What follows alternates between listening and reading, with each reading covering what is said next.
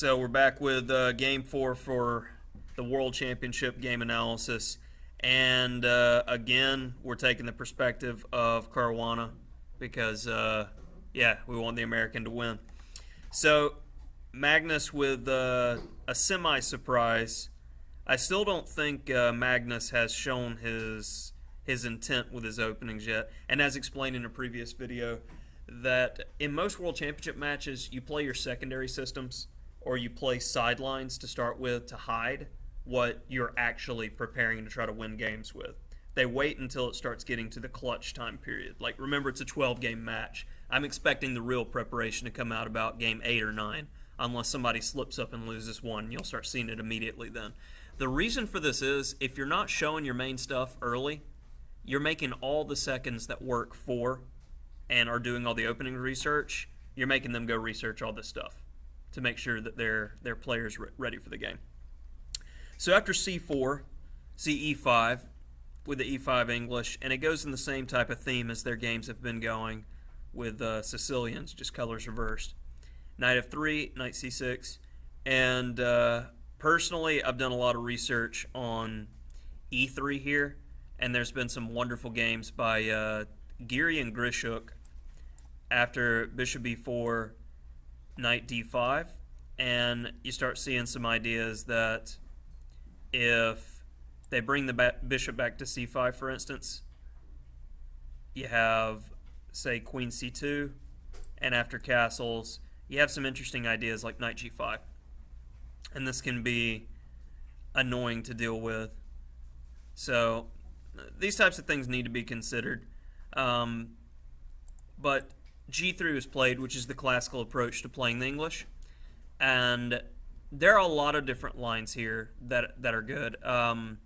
One game comes to mind with the Karpov variation, which is Bishop C5. It was a Armageddon tiebreak game from the U.S. Championships a number of years ago between Alexander Linderman and Varuzhin Akobian. And Akobian shows exactly how to dismantle white by just playing solid, straightforward chess in the Karpov variation. But Caruana postured going into the most aggressive variation with D5. Takes, Bishop G2. And now I wanted to really point out the fact that he wanted direct equality, and they clearly worked on this position because he was playing, like, all the moves in the beginning of the game were played, like, really, really quick. So he knew what he was doing here, and he played the sixth choice move in the database, which is Bishop C5. But I wanted to make note of two interesting variations that can stem here, mostly for the English players, that I had a game played against me. I was white in, I want to say, 2011 against FM Alex Dunn, and he played knight takes C3 here, and I took with the correct pawn, and then he played E4. And this can be, like, if you've never seen this before, like in my case, over the board, I'd never seen this before, and I'm like, oh crap, did I already mess up?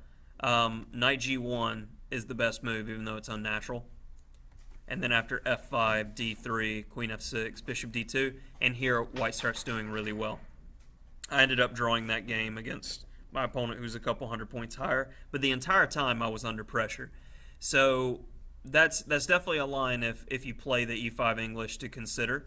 The other line after Bishop G2 is the main line with Knight B6, and you end up getting positions that look like this, but I honestly feel that are easier play for white.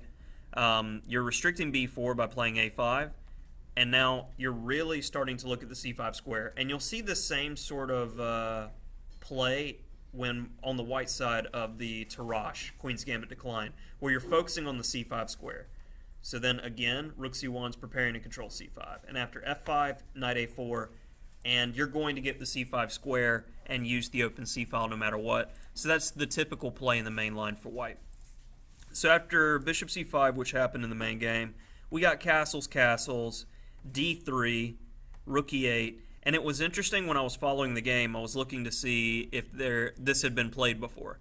And I found it very interesting that Magnus chose a line which had only been played once. This exact position was reached in Caruana Adams a year ago, and Caruana had white and won the game.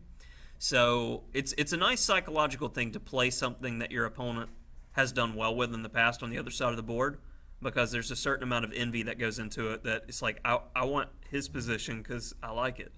And in that game, Caruana opted for knight g5, and I just wanted to stop at a particular position that I found interesting, that the pawn structure gets mangled, but white ends up going on to win this game anyway. Not all tripled pawns are bad. It's just interesting position.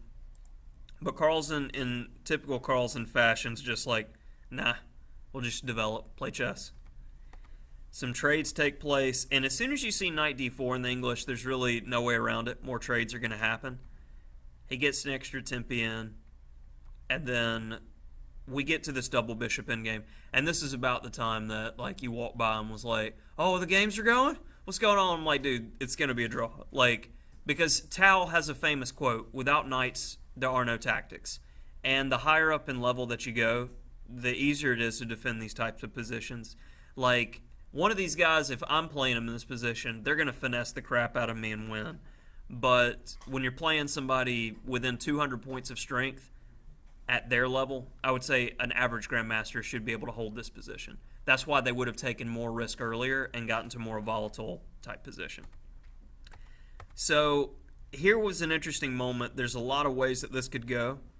So say Carlsen decided upon rook e1, which is like the non-combative move, just waiting around to see what's going to go. But b5 is where the action's going to happen. And if AB, for instance, this position I didn't deem as very good for black, because this works out a lot like the minority attack was successful. You did 2 pawns attacking the 3, and now you have the isolated weakness. Now I'm just going to like pour everybody towards attacking that weakness, and all he's going to be able to do is defend it. But the thing is, in all the trades that's going to take place, even if we get a 4 versus 5 endgame, more than likely black's going to be able to hold it. So this is already very drawish, even if he went for this line. And if he was trying to go for more aggressive, you can go CB and then A5. And then right here, the computer already judges this as equal, but you got the outside pass pawn and a lot of variations. So this is another way the game could have went. So after rook e1, I mean, some posturing happens, and then they go directly to this ending where both of them have pawn deficiencies, the doubled E pawns versus the doubled F pawns.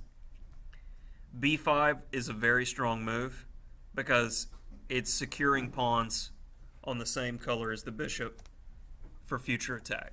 So this is like that type of critical endgame moment that if this is where they'd start outplaying me, where if I missed a move like B5, I'd be done.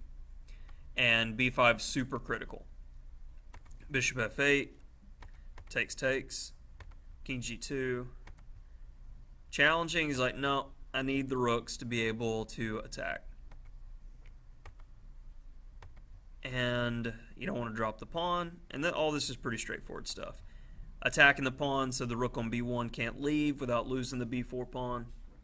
King F3, H5, and now this was a critical moment to me because I thought that Carlsen would try to go for an imbalance, but I guess he just felt that it was extremely drawish and not much to push here, so he went for a line that they agreed to a draw in like 10 moves.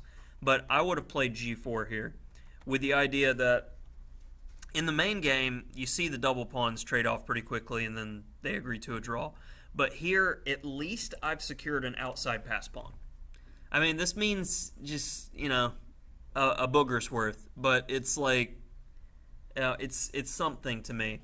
And after like bishop e7, you're looking at potentially the long-term future of using the h-pawn, and maybe you can sink your king into f5 where he can't get rid of his double pawns. Like, there's some play here, I feel like. Even though objectively it's drawn, I think that this is a more combative way to go about playing the position. So in the main game after h5, king e2 was played, and now black is able to get rid of his double pawns, so is white. And we see white optimizing his pawn structure, but after bishop d6, like a whole bunch of stuff's being traded, and after rook bc1. I mean, it's easy to understand why black's taking a draw here, and easy to understand why white's offering it. Not much is left in this position. So this was game 4 of the World Championship, and so far the match is tied 2-2 at this point with 4 draws. All right, next game happens in a couple days.